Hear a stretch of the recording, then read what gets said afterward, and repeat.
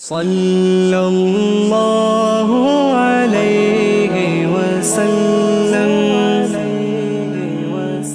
ایک بات بڑی ضروری ہے، وہ میں نے آپ سے ضرور کرنی ہے۔ ایک آیت ہے قرآن پاک کی سورۃ بقرہ پہلا سپارہ آیت نمبر 120۔ اللہ تعالیٰ نے ایک حد بیان کر دی، فرمایا وَلَن تَرْضَىٰ عَنْكَ الْيَهُودُ وَلَا النَّصَارَىٰ حَتَّىٰ تَتَّبِعَ مِلَّتَهُمْ۔ فرمایا یہ یہودی اور عیسائی تم سے ہرگز راضی نہیں ہوں گے۔ یہ قرآن ہے اور سادہ ترجمہ تفسیر کی بھی ضرورت نہیں۔ یہ معاہدے کر لیں، محبت کے وعدے کر لیں، یہ تم سے راضی نہیں ہوں گے۔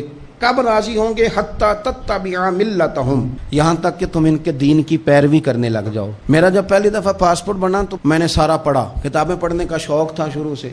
اس کے ہر صفحے پہ لکھا ہے کہ سوائے اسرائیل کے، یعنی آپ پوری دنیا میں یہ سبز ہلالی پاسپورٹ لے کے جا سکتے ہیں، خبردار اسرائیل آپ یہ پاسپورٹ لے کے نہیں جا سکتے۔ یعنی اتنی نفرت کسی ملک سے کہ اس پر لکھ کے چھاپ دیا ہر صفحے پر کہ یہ پاسپورٹ سوائے اسرائیل کے ہر ملک کے لیے کارآمد ہے۔ میرا سوال ہے عرب کے ان لیڈروں سے جنہوں نے اسرائیل کے ساتھ معاہدہ کیا، مجھے بتاؤ تمہیں فلسطین کی بیٹیاں بھول گئی نا ساری کی ساری؟ تمہیں وہ ماں بھول گئی نا جو مسجد اقصیٰ کے دروازے پہ کھڑی ہو کے چیخیں مارتی تھی اور کہتی تھی کوئی علی کو خبر کرو کہ میری بچیاں قید میں ہیں؟ وہ بھول گئی؟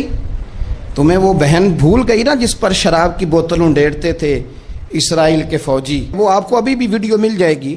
وہ انڈیلتے تھے شراب کی بوتل، اسے پکڑتے تھے، دست درازی کرتے تھے، اور وہ بیٹی کہتی تھی یا رحمت للعالم۔ بھول گیا تمہیں وہ سارا کچھ؟ تم نے 1 منٹ لگایا اور تم معاہدہ کس سے کروا رہے ہو؟ امریکہ کے صدر سے؟ اتنا ظلم کیا تم نے، اتنا قاتل کے ساتھ معاہدہ؟ کیا سمجھتے ہو فلسطین والوں کا کوئی والی وارث نہیں؟ سنو، میرے رسول کریم صلی اللہ علیہ وسلم نے فرمایا میرا کوئی مالدار امتی دنیا سے چلا جائے، پیسے جائیدادیں چھوڑ کے، نبی پاک صلی اللہ علیہ وسلم نے فرمایا مسلمان ایک جسد واحد کی طرح، ایک جسم کی طرح، ایک حصہ تکلیف میں ہو تو دوسرا اس کی درد محسوس کرتا ہے۔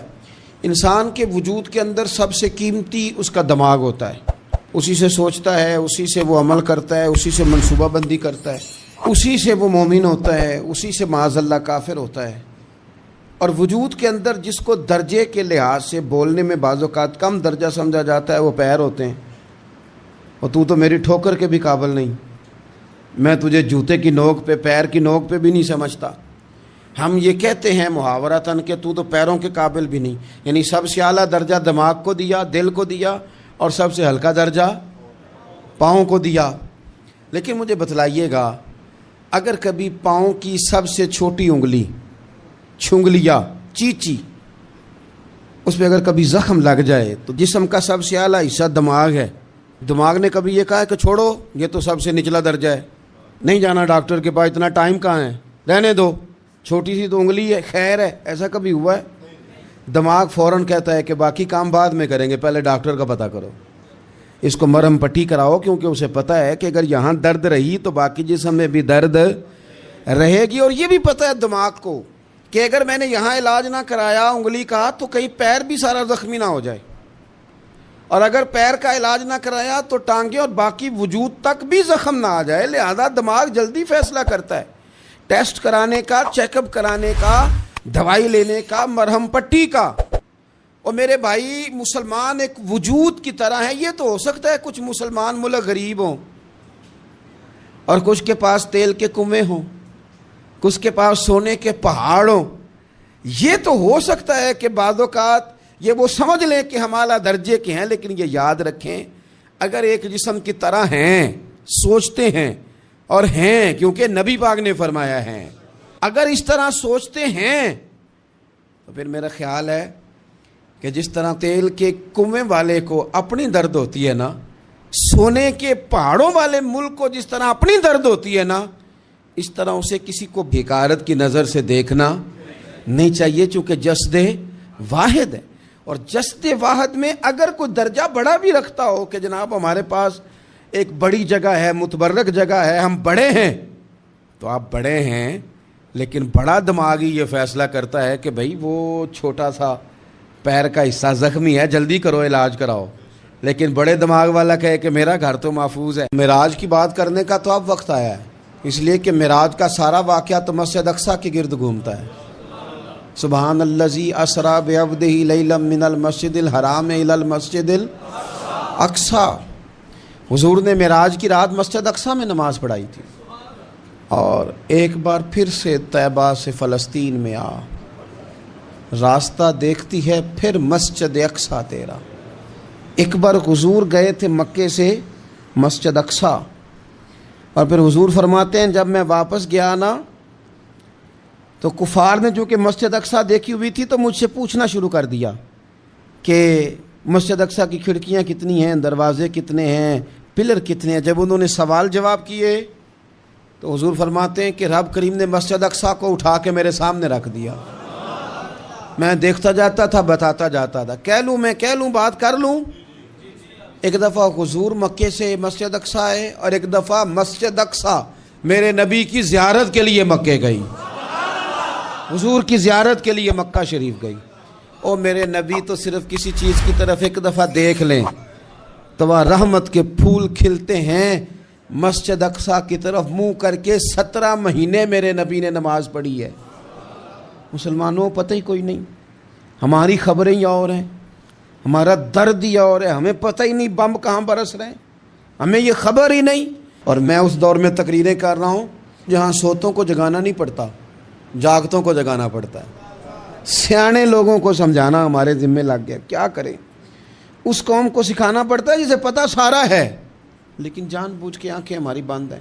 یہ مولوی کو بات کرتا تو لوگ کہتے دیکھو مولوی گالی دیتا ہے، لیکن اگر قائد اعظم محمد علی جناح کہے کہ اسرائیل امریکہ کی ناجائز اولاد ہے تو پھر تو تمہیں ہضم کر لینا چاہیے نا، پھر تو لبرل کو بھی ہضم ہونا چاہیے نا کہ قائد اعظم نے کہا ہے، اور اس ناجائز بچے کو تم نے اتنی طاقتیں دے دی کہ وہ مسلمانوں کے قبلہ اول میں نماز پڑھنے والوں کو بھی نہ بخشے۔ کہاں گئی تمہاری وہ انسانی حقوق کی بڑی بڑی تنظیمیں، کدھر گئی؟ اور میرا پاکستانی میڈیا سے بھی سوال ہے، چند دن پہلے سیالکوٹ میں ایک واقعہ ہوا، ناانصافی ہو گئی جی ایک بی بی کے ساتھ، ہر بندے نے شور مچایا، بڑے بڑے طوفان اٹھتے ہیں، کیوں ہوا جی کیوں ہوا؟ تو مسجد اقصی کی توہین ہو گئی تو پھر طوفان کیوں نہیں اٹھا؟ ٹاک شو کیوں نہیں ہوئے؟ بحثیں کیوں نہیں ہوئی؟ میں اس موم بتی مافیا کا کیا کروں؟ ان لبرل لوگوں کا کیا کروں؟ ان کے سپورٹروں ووٹروں کا کیا کروں؟ ان سیاسی جماعتوں کے کارکنوں کو کیا نام دوں کہ جو ان فضول بحثوں میں تو وقت ضائع کرتے ہیں، اور وہ مسجد اقصی جس کے بارے میں میرے نبی پاک صلی اللہ علیہ وسلم سے ایک صحابیہ نے پوچھا تھا، یا رسول اللہ مسجد اقصی میں نماز پڑھنا کتنا کو بہتر ہے باقی نمازوں کے مقابلے میں؟ تو حضور نے فرمایا 1000 گنا بہتر ہے۔ بی بی عرض کرنے لگی سونیا میں جا تو نہیں سکتی، دل بڑا کرتا ہے۔ تو حضور نے فرمایا جا نہیں سکتی تو وہاں تیل ہی بھجوا دے، جس میں حاضری لگوانے کی حضور بات کریں جس مسجد میں۔ اور نبی پاک علیہ السلام نے فرمایا خاص کر کے سفر کرنا ہوا تو 3 مسجدوں کے لیے کرنا، ایک مسجد حرام بیت اللہ کے لیے، ایک مسجد نبوی کے لیے، اور تیسرا مسجد اقصی کے لیے۔ بیت المقدس مسجد اقصی معمولی جگہ نہیں، حضور نے فرمایا 3 سفر کرو تو سمجھنا ہم عبادت کر رہے ہیں۔ کون کون سے؟ فرمایا اگر بیت اللہ جاؤ تو عبادت سمجھ کے جانا، مسجد نبوی کی طرف جاؤ تو عبادت ہے، اور مسجد اقصی کی طرف جاؤ تو یہ بھی عبادت ہے۔ اور فرمایا مسجد اقصی میں جس نے ایک نماز پڑھی اسے 25,000 نمازوں کا ثواب ملے گا۔ اور میرے رسول پاک نے یہ وہ مسجد ہے جس کے ساتھ معراج شریف جڑا ہوا ہے۔ قرآن پاک نے کہا کہ اس مسجد میں سبحان اللہ اسریٰ بعبدہ لیلا من المسجد الحرام الی المسجد الاقصی۔ مسلمانوں قرآن کہتا ہے کہ تمہارے معراج کی شان رسول پاک کی مسجد اقصی سے جڑی ہے۔ جس محبوب کو رب معراج کرائے تو مسجد اقصی میں لا کے کرائے۔ وہ جگہ معمولی جگہ ہے، وہ معمولی جگہ ہے مسجد اقصی۔ نبی پاک نے وہاں نبیوں کی امامت کرائی، 17 مہینے اس مسجد کی طرف منہ کر کے تیرے اور میرے رسول نے نمازیں پڑھی۔ چھوٹی جگہ ہے، اور پوری دنیا کا مسلمان اسے چاہیے شرم سے گڑ جائے۔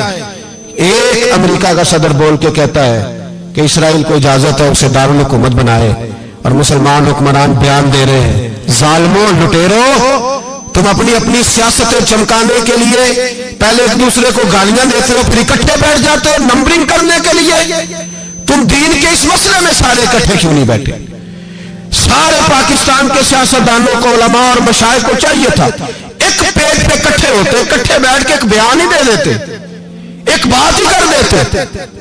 फिर मेरा सलूट है तुर्की के सदर को, फिर मेरा सलूट है तुर्की के सदर को। उसने बहुत अरसा पहले कहा था मस्जिद अक्सा मेरी ख्वाब में आई थी और रो के कहती थी आए मुझे कोई सलाहुद्दीन अय्यूबी का मानने वाला, कोई आए मुझे बचाए। कहते मेरी ख्वाब में आई थी और रोती थी, कहती थी कोई आए। और एक शायर ने कहा मस्जिद अक्सा नबी पाक को भी बुलाती है, कहती है एक बार फिर तैबा फलस्तीन में आ, रास्ता देखती है फिर मस्जिद अक्सा तेरा, एक बार फिर से तैबा से फलस्तीन में आ, रास्ता देखती है फिर मस्जिद अक्सा तेरा। कोई बोला नहीं इतना मुकद्दस मकाम, छोटे छोटे बयानों कहीं इकट्ठे हो जाओ, मैं बताता हूं तुम्हें मसले का हाल क्या है। मैं बताता, दो काम करो, एक काम वो करो जो हजरत सलमान फारसी ने किया था। सुनो सुनो हाल सुनो मसले का, मैं छोटा आदमी हूं पर हाल सुनो मसले का। जिंदगी में एक काम मुसलमान कर ले, जट बन के, भट्ट बन के, अराई बन के, पाकिस्तानी, मिस्री, सऊदी बन के बड़ा जी लिया। एक काम वो करे जो हजरत सलमान ने किया था। जब एक काफिर ने पूछा आपका नाम क्या है, तो फरमाया मेरा नाम इस्लाम है। बोलिए सारे मेरा नाम। कहा तुम्हारे बाप का नाम, फरमाया इस्लाम। दादा का नाम, का इस्लाम। परदादा का नाम, बाजू तेरा तौहीद की कुव्वत से कमी है, इस्लाम तेरा देश है तो मुस्तफवी है।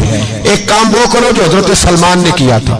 काफिर जब पूछे तो कहो हम सारे इस्लाम हैं, हम सारे क्या हैं, हम पहले मुसलमान हैं, बाकी बाद में कुछ और चीज। दूसरा काम वो करो जो हजरत अमीर मुआविया ने किया था। सुन लो ये हाल है इस मसले का। सुनो हजरत मौला अली शेर खुदा रज़ी अल्लाह ताला अन्हु और जनाबे अमीर मुआविया की जंग हो रही थी, लड़ाइयां हो रही थी, इख्तलाफात थे, फौजें बैठी थी। हजरत मौला अली और जनाबे अमीर मुआविया की जंग हो रही थी। तो रूम के बादशाह ने, ईसाई बादशाह ने हजरत अली को खत लिखा कि मैं तेरे ऊपर हमला करने वाला हूं। खत लिखा ना हजरत अली को, तो जवाब हजरत अमीर मुआविया ने दिया। चाहिए था ना मौला अली जवाब देते, हजरत अमीर मुआविया बोले और बोल के कहने लगे और रूम के कुत्ते, हम घर में जितना मर्जी लड़े, ये ना समझना तू अली पे हमला करेगा तो मैं तमाशा देखूंगा। फरमाया तो अली पे हमला कर तो सही, अली सिपा सलार होगा और अमीर मुआविया उसका सिपाही होगा। घर में जितना मर्जी लड़े पर रसूलुल्लाह के नाम पे हम इकट्ठे हो जाया करते। ये रसूलुल्लाह का दीन है, उस पे हम इकट्ठे हैं, यकजान हैं। फरमाया अली सिपा सलार होगा और अमीर मुआविया सिपाही होगा, इकट्ठे निकलेंगे और कुफर को बताएंगे कि अगर तुम मुसलमानों की तरफ देखोगे फिर हम यकजान हैं, फिर हम बोलिए फिर हम गुंबद खजरा के साए तले एक हैं, एक हैं, एक थे और एक रहेंगे। इसलिए ये दो काम अगर मुसलमान करे, दो काम ठीक है, इख्तलाफ हो गए, बड़ा कुछ हो गया, लेकिन उनसे कहें कि जब तुम आओगे तो फिर हमें लहदा लहदा नहीं पाओगे, फिर हमें तुम इकट्ठे पाओगे, इकट्ठे मैदान में निकलेंगे। और कोई इतनी लंबी चौड़ी बात नहीं, मैं क्या करूं, मेरा तो आइडियल बनता जा रहा है तैयब उर्दगान। अजीब बात है ना कि उसके पास अपनी ताकत आपसे कमजोर है, आपकी तगड़ी है। उसके पास जो फौजी ताकतें हैं वो अपनी जगह पर, आपकी फौजी ताकतों का लोहा मानती है दुनिया।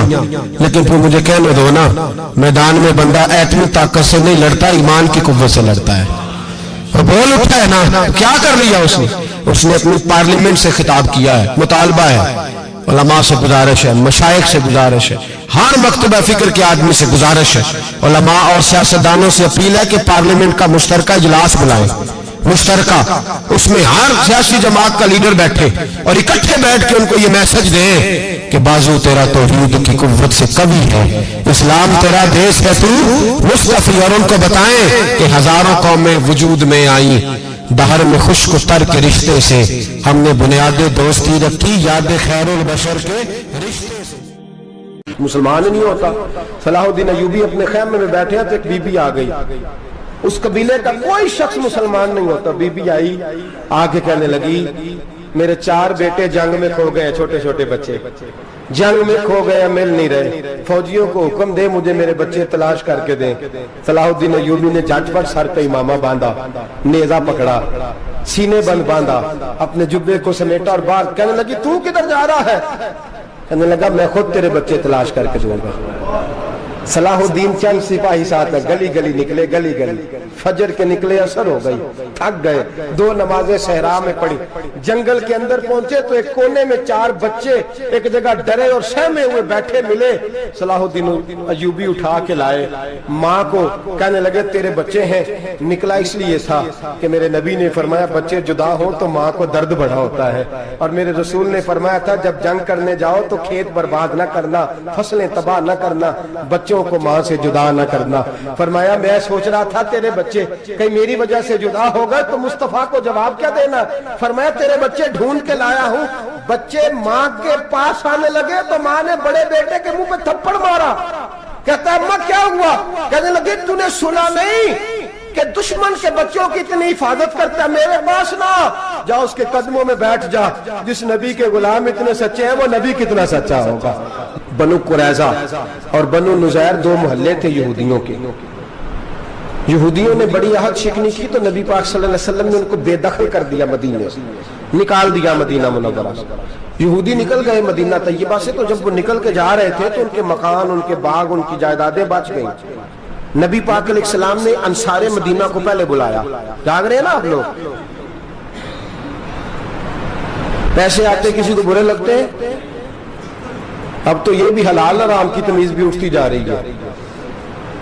जायदाद, बाग, माल, इलाका खाली हुआ है, वो चले गए और लोग तो ढूंढते फिरते हैं।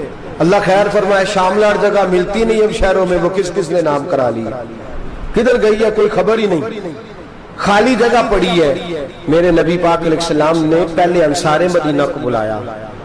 हुजूर ने फरमाया अंसारियों, बहुत बड़ी जायदादें यहूदियों की, बनु नुज़ैर और बनु कुरैजा महल्ले खाली हो गए, मेरा दिल करता है वो तुम्हें दे दूं, इसलिए कि तुमने अपने मुहाजिर भाइयों के साथ बड़ा ताउन किया, जायदादें तुमने दे दी हैं, मकानात दे दिए हैं, बड़ा कुछ तुमने दिया है, मेरा दिल करता है वो तुम्हारे नाम कर दूं। तो अंसारे मदीना क्या कहने लगे या रसूल अल्लाह, दे तो हमने दिया है पर वो बेचारे झिझकते ही रहते हैं, वो झिझकते ही रहते हैं, खुल के हमारी चीजें इस्तेमाल नहीं करते। तो हुजूर हम तो पहले ही अंसार है, हमारे पास बड़ा कुछ है, आप मेहरबानी फरमाए वो सारा कुछ मुहाजिरों को दे दे मुहाजिरीन को, हमें नहीं चाहिए। अब चले गए बात करके, मेरे हबीब पाक ने मुहाजिरों को बुला लिया, फरमाया बनु नुज़ैर और बनु कुरैजा कबीले की जायदादें आई हैं, तुम्हारे पास बज़ाहिर जो चीजें हैं भी वो भी अंसारे मदीना की हैं, तो मेरा ये ख्याल है कि वो सारा कुछ तुम्हें दे दिया जाए। अबू बकर सिद्दीक रज़ी अल्लाह ताला अन्हु कहने लगे या रसूल अल्लाह सल्लल्लाहु अलैहि वसल्लम, हमारे अंसार भाइयों ने हमारे लिए दिल तक खोल दिए हैं हुजूर, उन्होंने हर चीज बांट के हमारे सामने रख दी है, हम इतने खुर्द गर्ज है कि सारा कुछ लपेट जाए।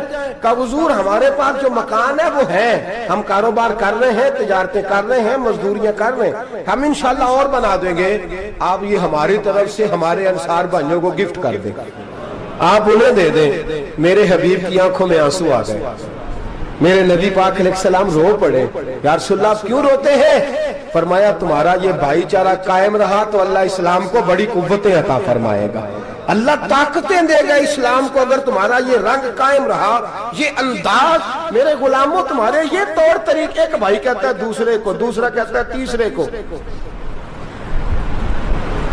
मुसलमानों की ना एक तादाद लड़ते लड़ते लड़ते लड़ते दूर चले गई, तातारियों ने कैद कर लिया, 4 मुसलमान थे, तबलीग करने गए, जंग करने गए, जिहाद करते करते काफिरों से लड़ते लड़ते तातारी कौम में चले गए, वहां कैद कर लिए गए तो सजाए मौत का हुक्म हुआ। 4 बुजुर्ग थे, सजाए मौत का हुक्म हुआ तो तातारी बादशाह जो था वो बड़ा खिलाफ था, बड़ा सख्त मुखालिफ था मुसलमानों के। उसने कहा कि इनको जब फांसी देना ना मुसलमानों को तो मेरे सामने देना।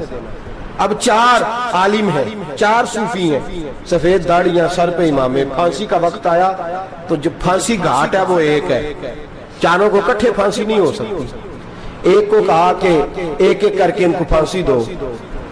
जब फांसी का वक्त आया ना تو جو سب سے پیچھے صوفی تھے وہ دوڑ کے آگے آئے, کہنے لگے بادشاہ پہلی باری میری لگا پہلی. اب بادشاہ نے کہا ٹھیک ہے اسے لٹکا دو. وہ قریب آئے تو دوسرے دوڑ آئے, کہنے لگے نہیں نہیں پہلی باری میں نے زیادہ کافر قتل کیے, میرا بڑا جرم ہے, مجھے پہلے سزا دو. ان کو پھانسی دینے لگے تو تیسرے آ گئے, کہنے لگے نہیں یہ تو میرا قتل کرتا تھا, رستے میں بتایا کرتا تھا, ڈھونڈ کے میں بتلاتا تھا کہ یہاں زیادہ تعداد ہے, مجھے پہلے پھانسی دو. تیسرے کے ساتھ بات ہو رہی تھی تو چوتھا دوڑا آیا, کہنے لگا یہ رستے بتاتا تھا, یہ تبلیغ کرتا تھا, یہ سارا کچھ کرتا تھا, لیکن کہا یہ کہتے تھے چلو واپس چلتے ہیں, میں جانے نہیں دیتا تھا, میں کہتا تھا اور کافر مارنے اور علاقے فتح کرنے, میرا جرم بڑا ہے, مجھے پہلے پھانسی دو. بادشاہ کہنے لگا مجھے 35 سال ہو گئے حکومت کرتے, بڑی دنیا کو پھانسی دی ہے, لوگ تو ایک دوسرے کو دھکے دیتے ہیں کہ پہلے تو جا پہلے تو جا, اور تم کیسی قوم ہو کہ ایک دوسرے پہ قربان ہو رہے ہو. کہنے لگا تم ایک باپ کی اولاد ہو. جاگ رہے ہیں آپ لوگ؟ تاتاری بادشاہ کافر بادشاہ اسلام کی مخالفت کر دیں, ایک باپ کی اولاد ہو کا نہیں, ایک قبیلے کے رہنے والے ہو کا نہیں, ایک ملک کے رہنے والے ہو نہیں. اس نے کہا رشتہ کیا ہے تمہارا, رشتہ کیا ہے؟ تو بول کے کہنے لگے خدا ایک ہے نبی ایک ہے, خدا ایک ہے اور نبی منفرد ایک ہے, اس قوم کی نقصان بھی ایک ہی سب کا نبی, اللہ بھی قرآن بھی ایک. کیا ہی اچھا تھا ہوتے اگر مسلمان بھی ایک, یوں تو سید بھی ہو مرزا بھی ہو افغان بھی ہو, تم سبھی کچھ ہو بتاؤ کہ مسلمان بھی ہو. فرمایا ہمارا اللہ ایک ہے نبی ایک ہے, تو کہا پھر ایک دوسرے پہ جان کیوں دیتے ہو؟ فرمایا ہمارے نبی نے ہمیں بھائی بھائی بنا دیا ہے, بھائی کا دل نہیں کرتا اس کی آنکھوں کے سامنے بھائی چلا جائے, ہمارا دل نہیں کرتا پہلے مجھے دے پہلے مجھے دے. بادشاہ کہنے لگا تمہارا جذبہ مجھے متاثر کر گیا, جاؤ میں تم چاروں کو آزاد کرتا ہوں, تمہیں آزاد کرتا ہوں. میرے دوستو یہ رنگ تھا, دیکھیں نا, یہ اس دھرتی نے نظام دیکھا ہے نا, اس فلک نے پہلی بار دیکھا, اس زمین نے پہلی بار, اور میرے حضرت صاحب فرمایا کرتے تھے زمین تڑپ کے روئی, اس نے پہلی دفعہ دیکھا. احد کا میدان ہے, 3 صحابہ تپتی ہوئی زمین پہ زخموں سے چور چور پڑے ہیں. حضرت انس بن نضر رضی اللہ تعالیٰ عنہ پانی کا پیالہ لے کے پہنچے, ایک زخمی سے کہا تجھے پانی پلانا ہے, تو کہنے لگا میرے زخم تھوڑے ہیں, وہ جو ساتھ پڑا اس کے زخم گہرے ہیں, پہلے اسے پانی پلا دے, جا اسے دے دے. اس کے پاس پہنچے تو وہ کہنے لگا وہ مجھ سے پہلے گرا تھا, اس کا زخم زیادہ گہرا ہے, اسے پانی پلا. تیسرے کے پاس گئے تو کہنے لگا چوتھا تڑپ زیادہ رہا ہے, اس کی عمر زیادہ ہے, میں تو جوان ہوں برداشت کر لوں, بڑھاپے کی وجہ سے نڈھال ہو گیا, پہلے اسے پانی پلا. چوتھا کہنے لگا 5ویں کے پاس جا, 5واں کہنے لگا 6ٹھے کے پاس جا. حضرت انس بن نضر کہتے میں رو پڑا, میں نے کہا محمد کے غلاموں, رسول نے تمہیں کیسا جذبہ دے دیا ہے, زبانیں پیاس سے باہر ہے لیکن تمہاری اخوت مرتے دم تک قائم ہے. کہتے میں 7ویں کے پاس گیا تو کہنے لگا اگر 6 قربانی دے سکتے ہیں تو مجھے خود غرض نہ سمجھ, میں نے نہیں پانی پینا, جا پہلے کے پاس لے جا. کہتے میں پہلے کے پاس آیا تو روح پرواز کر گئی, دوسرے کے پاس آیا تو روح پرواز کر گئی, میں 7ویں تک آیا تو انتقال کر گئے. کہتے ہیں پانی کا پیالہ میں نے اٹھایا اور میں نے زمین پہ رکھا تو میں نے کہا پانی گوا رہنا, محمد کے غلام مر تو جاتے ہیں پر ایک دوسرے کا خیال بڑا رکھا کرتے ہیں, گوا رہنا یہ مر جایا کرتے لیکن ایک دوسرے کا درد. میرے دوستو لٹا ہوا برما, روتے ہوئے مسلمان, سسکیاں اور آہیں لیتی ہوئی مائیں پوچھتی ہیں اے خاصا اے خاصان رسول, وقت دعا ہے, امت پہ تیری آ کے عجب وقت پڑا ہے. وہ دین جو بڑی شان سے نکلا تھا وطن سے, پردیس میں وہ دین آج غریب الغربا ہے. فریاد ہے اے کشتی امت کے نگہباں, بیڑا یہ تباہی کے قریب آن لگا ہے. اور کیا خوبصورت جملے کہے تھے کہ نبی پاک صلی اللہ علیہ وسلم نے, حضور نے فرمایا تھا میرا مومن ایک جان کی طرح ہوتا ہے, ایک جان کی طرح ہوتا ہے, ایک کو تکلیف ہو جسم کے ایک حصے کو سارا حصہ پریشان ہوتا ہے. فرمایا یہ ایک مکان کی طرح ہے, ایک اینٹ دوسری اینٹ کو مضبوط کرتی ہے. فرمایا یہ مضبوط لوگ ہیں, یہ مضبوط لوگ. حضرت عمر فاروق کا زمانہ ہے, ایک آدمی نے سیری بھیج دی ایک گھر میں بطور تحفہ, قحط کا زمانہ تھا, گوشت ملتا نہیں تھا, جانور. ایک آدمی نے سری بھیج دی ایک آدمی کے گھر میں, اس نے کیا کیا, उसने अपनी बीवी से कहा हमारी तो खैर है, साथ वाला पड़ोसी ज्यादा गरीब है, उधर न भेज दे। यहाँ गंदम अमीरे शहर की होती रही खराब और बच्ची किसी फकीर की फाकों से मर गई। कहा साथ वाले पड़ोसी के घर से मैं कई दिनों से भूख की आवाजें, वहां भेज दे। उसके घर गई तो उसकी बीवी शौहर को मशवरा देती है, कहती है मेरे बच्चे तो दलेर है, साथ वाले के छोटे हैं, वो गुजारा नहीं, उधर न भेज दे। उधर गई। एक रवायत है 7 घर, एक रवायत है 21 घर।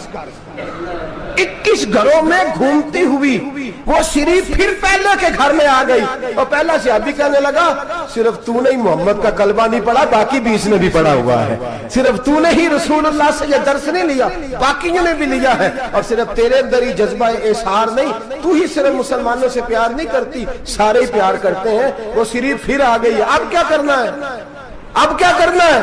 तो इमाम नबी ने लिखा है, वो कहने लगी करना क्या है, पकाऊंगी मैं और खाएंगे 21 घर, फिर भी अकेले नहीं खाएंगे, पकाऊंगी मैं और खाएंगे 21 घरों के मुताबिक शोरबा पका। और फिर बर्तन में डाल के वो बीबी एक घर का दरवाजा खटखटाती है, कहती है मुस्तफा के गुलामों निकलो बाहर और खाओ, इसलिए कि जिस नबी ने मुझे प्यार का हुक्म दिया उसी ने तुम्हें भी प्यार करना सिखाया है। ये रंग चश्मे फलक ने सिखाया।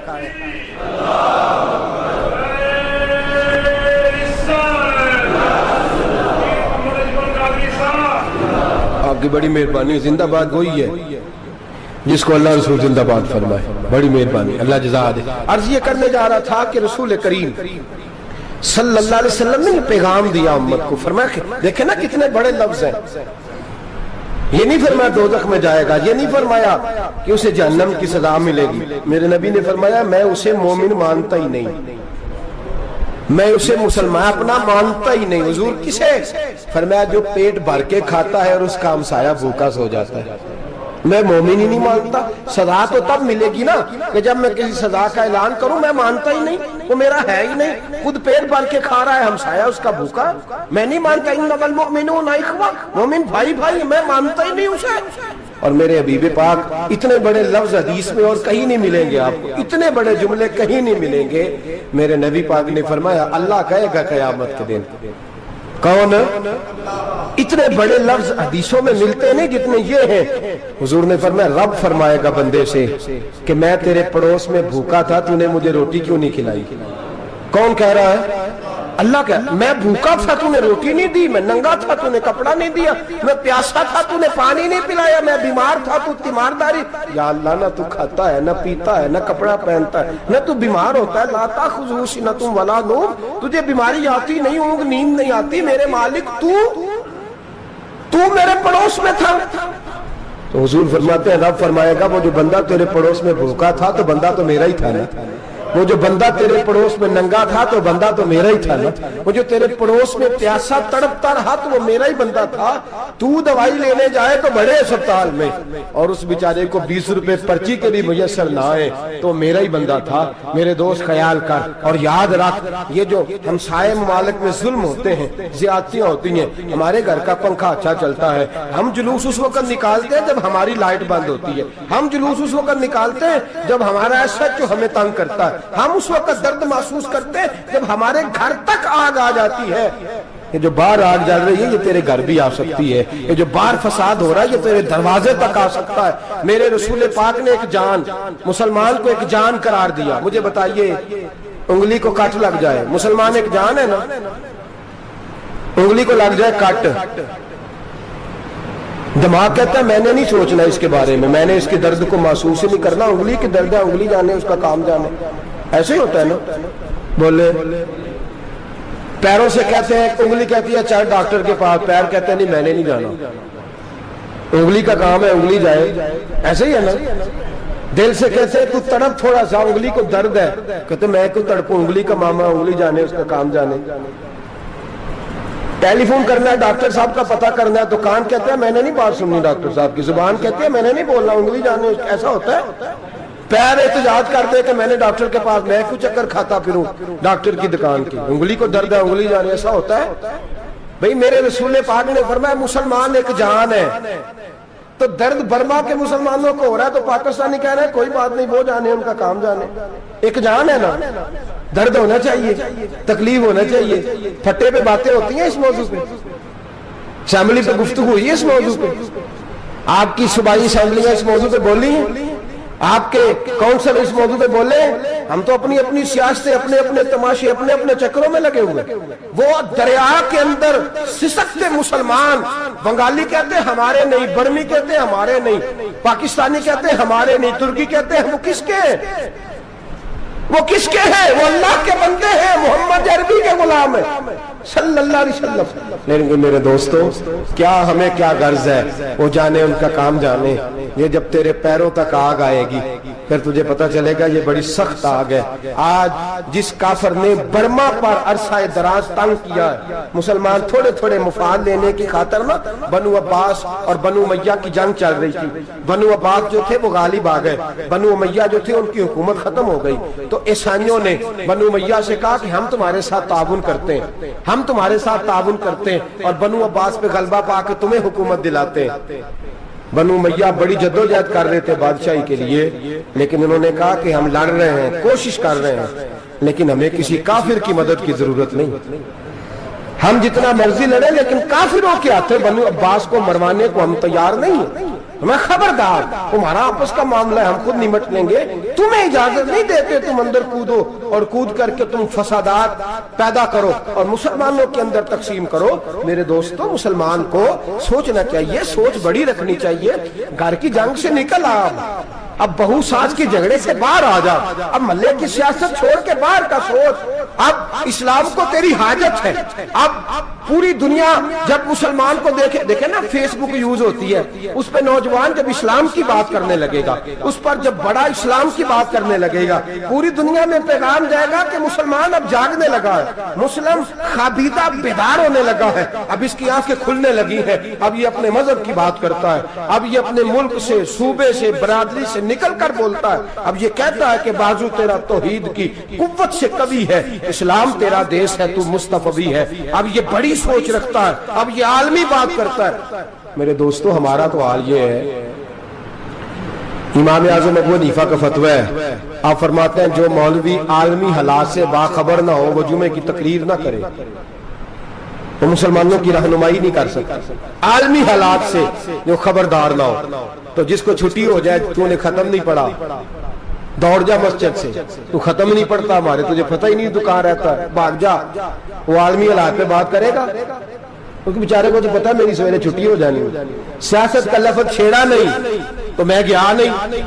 یاد رکھے, وہ جو بیداری ہے, وہ جو اعلیٰ ظرفی ہے, وہ جو بڑی سوچ ہے, وہ جو ملت کی سوچ ہے, وہ جو قومیت کی سوچ ہے, وہ جو آگے بڑھنے کا زاویہ ہے, وہ تو اندر. اقبال کہتا ہے گلا تو گھونٹ دیا اہل مدرسہ نے تیرا, گلا تو گھونٹ دیا اہل مدرسہ نے تیرا.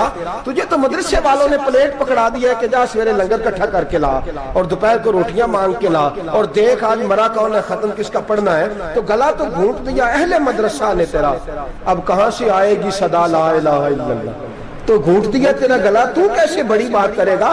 بڑی بات کے لیے بڑی سوچ چاہیے, بڑی تبودو چاہیے, بڑی کوشش چاہیے, بڑا حوصلہ چاہیے. مسلمان چھوٹی چھوٹی لڑائی میں, چھوٹی چھوٹی جنگ میں, ایک دکاندار دوسرے دکاندار سے لڑ رہا ہے, گلی والا دوسری گلی والی سے لڑ رہا ہے, محلے والا محلوں پہ اعتراض.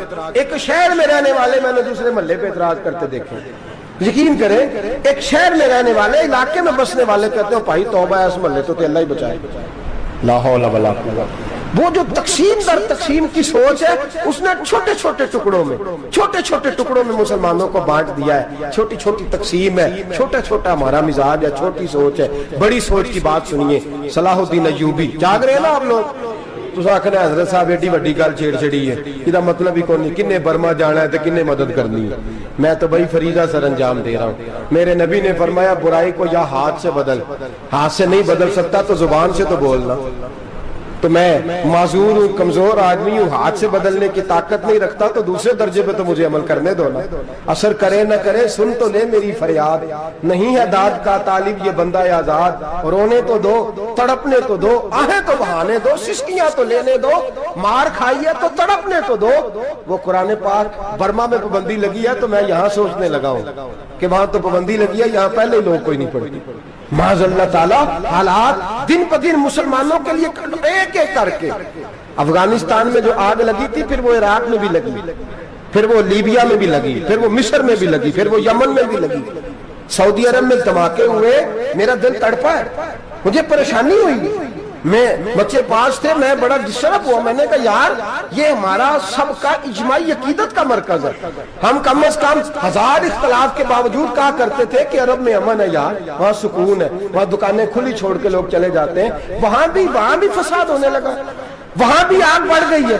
لیکن ہم صرف چھوٹی چھوٹی کر کے جب آگ بجھانے کی کوشش کریں گے اس وقت آگ نہیں بجھے گی. جب ہر آدمی اپنے پیالے میں پانی لے کے آئے گا, ہر شخص اپنے گھر کی نل چلائے گا, ہر شخص نلکا چلائے گا اور پانی نکال کے یہ آگ بجھائے گا, تب یہ آگ بجھے گی. ہر آدمی کو کردار, سوچ بڑی کرے, نظریہ بڑا کرے, ملت کی بات کرے, مسلمان ہو کے سوچیں, مسلمان ہو کے سوچیں. خدا را نکلے یہ گھر کے جھگڑوں سے, تھوڑی دیر کے لیے اپنے آپ کو بڑا کرے, بڑی سوچ آپ بنائیں. جب دوستیاں لگائیں, یارانے لگائیں, کہ چھوٹے موٹے حساب سے بچیں.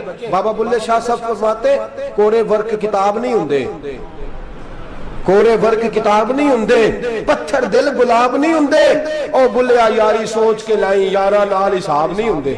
پھر ذرا نکلے اس حساب کتاب سے باہر, بلیا یاری سوچ کے لائیں, یارا نال حساب نہیں ہوندے. پھر ذرا بڑا ذہن کرے, چھوڑے اپنے حساب. یبصرون علی انفسہم ولنبلونکم بشیء من الخوف والجوع ونقص من الاموال والانفس والثمرات. پھر حساب کتاب سے نکلے, پھر امام علی مقام کی طرح یہ سوچ بنائے کہ حسین کے بچے چلے جائیں تو کوئی حرج نہیں, امت پر آنچ نہیں آنی چاہیے. ایک امام علی مقام, کل تک امام میدان میں کھڑے تھے تو اکیلے تھے, لیکن آج پوری دنیا کہتی ہے حسین ہمارا ہے, حسین ہمارا ہے. آج نظریہ امام علی مقام زندہ ہے, تو اکیلا ہے تو کھڑا ہو. یہ نہ کہا کر چھوٹی سی مسجد ہے, ایک کونا ہے کھڑکاوا, مولانا تقریر کر رہے ہیں تو کیا بنے گا, ایک آواز کہیں سے گونجا کرتی ہے, پھر اس میں تاثیر میرا اللہ پیدا فرما دیا کرتا ہے, پھر اس کے اندر قوت میرا رب پیدا فرما دیا کرتا ہے, پھر اللہ اس میں تاثیر پیدا کر کے 4 دانگ عالم میں پھیلا دیا کرتا ہے.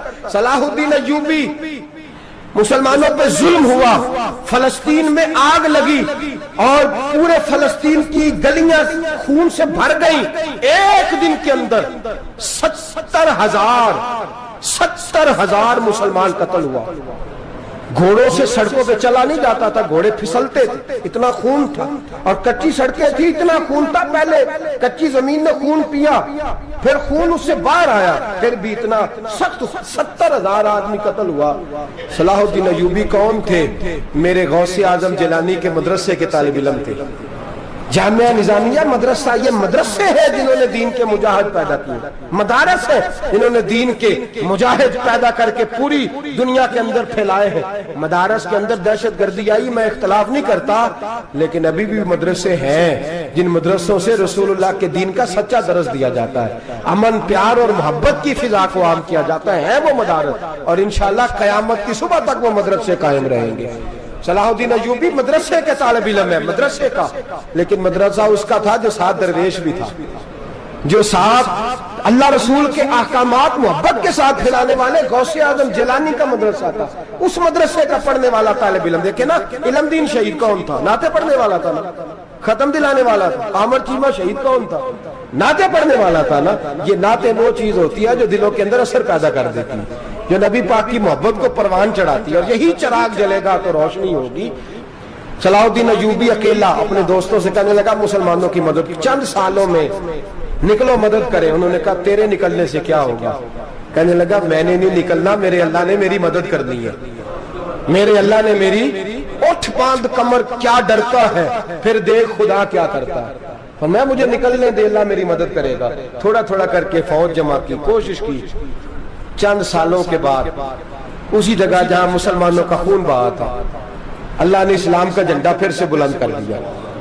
صلاح الدین ایوبی فاتح بن کے مسجد اقصیٰ کے دروازے پہ کھڑا ہے. چند سال گزرے, عیسائیوں کا اپنا وہ ظلم ابھی یاد ہے, اور عیسائی سارے لیڈر کہتے ہیں تیاری کر لو, اب ہمارے بچے کاٹے جائیں گے, عورتیں بیوہ ہوں گی, گردنیں کٹیں گی, اب دیکھنا جتنا خون ہم نے بہایا تھا مسلمان اس سے دگنا بہائیں گے. صلاح الدین ایوبی گھوڑے پہ کھڑے ہیں اور پوچھتے ہیں او عیسائیوں بتاؤ تمہارے ساتھ کیا کروں؟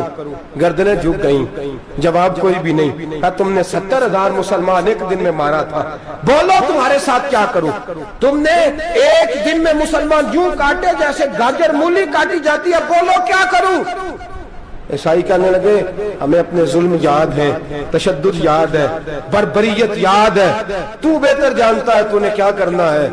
صلاح الدین ایوبی گھوڑے پہ فاتح کھڑا ہے، آنکھوں میں آنسو آئے، تڑپ کے رویا، کہنے لگا میں تمہارے ساتھ وہی سلوک کروں گا جو میرے مصطفیٰ نے قریش مکہ کے ساتھ فرمایا تھا، لا تصریب علیک، جاؤ تم پر کوئی زیادتی، جاؤ تم آزاد ہو۔ اس نے کہا تو کر کیا رہا ہے؟ کہنے لگا میں کیا کروں، میں اس محمد کا ماننے والا ہوں جس نے معاف کرنا سکھایا ہے صلی اللہ علیہ وسلم، میرے پیروں میں زنجیر ہے رسول اللہ کی غلامی کی، جاؤ تم آزاد ہو۔ اس نے کہا تم آزاد ہو، لوگوں نے کلمہ پڑھنا شروع کر دیا، اشہد ان لا الہ الا اللہ واشہد ان محمدن عبدہ۔ سارے قبیلے کے کچھ نہ کچھ لوگ مسلمان، ایک قبیلہ رہ گیا مسلمان نہیں ہوتا۔ صلاح الدین ایوبی اپنے خیمے میں بیٹھے ہیں تو ایک بی بی آ گئی، اس قبیلے کا کوئی شخص مسلمان نہیں ہوتا۔ بی بی آئی، آگے کہنے لگی میرے 4 بیٹے جنگ میں کھو گئے، چھوٹے چھوٹے بچے جنگ میں کھو گئے، مل نہیں رہے، فوجیوں کو حکم دے مجھے میرے بچے تلاش کر کے دیں۔ صلاح الدین ایوبی نے جھٹ پٹ سر پہ امامہ باندھا، نیزہ پکڑا، سینے بند باندھا، اپنے جبے کو سمیٹا اور باہر کہنے لگی تو کدھر جا رہا ہے؟ کہنے لگا میں خود تیرے بچے تلاش کر کے دوں گا۔ صلاح الدین چند سپاہی ساتھ گلی گلی نکلے، گلی گلی فجر کے نکلے، اثر ہو گئی، تھک گئے، 2 نمازیں صحرا میں پڑھی، جنگل کے اندر پہنچے تو ایک کونے میں 4 بچے ایک جگہ ڈرے اور سہمے ہوئے بیٹھے ملے۔ صلاح الدین ایوبی اٹھا کے لائے، ماں کو کہنے لگے تیرے بچے ہیں، نکلا اس لیے تھا کہ میرے نبی نے فرمایا بچے جدا ہوں تو ماں کو درد بڑا ہوتا ہے، اور میرے رسول نے فرمایا تھا جب جنگ کرنے جاؤ تو کھیت برباد نہ کرنا، فصلیں تباہ نہ کرنا، بچوں کو ماں سے جدا نہ کرنا۔ فرمایا میں سوچ رہا تھا تیرے بچے کہیں میری وجہ سے جدا ہو گئے تو مصطفیٰ کو جواب کیا دینا۔ فرمایا تیرے بچے ڈھونڈ کے لایا ہوں۔ بچے ماں کے پاس آنے لگے تو ماں نے بڑے بیٹے کے منہ پہ تھپڑ مارا، کہتا اماں کیا ہوا؟ کہنے لگے تو نے سنا نہیں کہ دشمن کے بچوں کی اتنی حفاظت کرتا ہے، میرے پاس نہ جا، اس کے قدموں میں بیٹھ جا۔ جس نبی کے غلام اتنے سچے ہیں وہ نبی کتنا سچا ہوگا، جس نبی کے نوکر اتنے کھڑے ہیں وہ نبی کتنا کھڑا ہوگا، جا کے کلمہ پڑھ لے۔ میرے دوست یہ اسلام ہے جس نے غیروں کا درد بھی اپنے سینے میں رکھا۔ اقبال کہتا ہے سارے زمانے کا درد ہمارے ہی سینے میں ہے، برما کا مسلمان ہو یا عراق، لیبیا، افغانستان، کشمیر کا مسلمان ہو، میرے دوست وہ غیر نہیں ہے، وہ تیرا اپنا ہے۔ اس کا رنگ نہ دیکھ، اس کی بولی نہ دیکھ، اس کا قبیلہ اور علاقہ نہ دیکھ کہ وہ تیرے رسول کا کلمہ پڑھتا ہے، وہ دیکھ کہ وہ کعبے کی طرف منہ کر کے نماز پڑھتا ہے، دیکھ کہ تیرا اور اس کا نصاب زندگی قرآن ایک ہے۔ میرے دوست کچھ نہیں کر سکتا تو دعا تو کر دیا کر، کچھ نہیں کر سکتا تو التجا تو کر دیا کر۔ اللہ کے حضور یہ تو کہا کر کہ اللہ مسلمان جہاں بھی ہیں تو ان کی مدد فرما، اللہ مسلمان جہاں بھی ہیں تو ان کی غیبی امداد فرما۔ یہ دعا تو میرے دوستو ضرور کیا کرو، سوچ بڑی کریں، جب بھی آپ بولیں، جب بھی آپ لکھیں، جب بھی کسی سے بات کریں تو بحیثیت مسلمان کے بات کریں، بحیثیت ایک نبی پاک کے غلام کے بات کریں، اپنی زندگی اس انداز میں ترتیب دیں کہ پہلے آپ مسلمان ہیں، اس کے بعد آپ کچھ اور ہیں، پہلے اسلام کی بات کریں، بڑی بات کریں، بڑے حوصلے کی بات کریں، پھر اسلام کو قوت ملے گی، پھر بیداری امت کو نصیب ہوگی۔ اللہ کریم برما کے مسلمانوں کو اپنی رحمت کی ٹھنڈی چھاؤں نصیب فرمائے، ہمیشہ مدحت خیر الانام میں گزرے، دعا ہے یہ عمر درود و سلام میں گزرے۔ آخر دعوانا ان الحمدللہ رب العالمین۔ الف میم تو بھی پہلے رانجا یار سی، 14 طبقہ تو دا انتظار سی، او دا انتظار سی، دکھ اپنے جدائی والے پھولی، نیویڑے ساڈے رب آ گیا پالی جان کے، مائیں نہ مندہ بولی، نیویڑے ساڈے رب آ گیا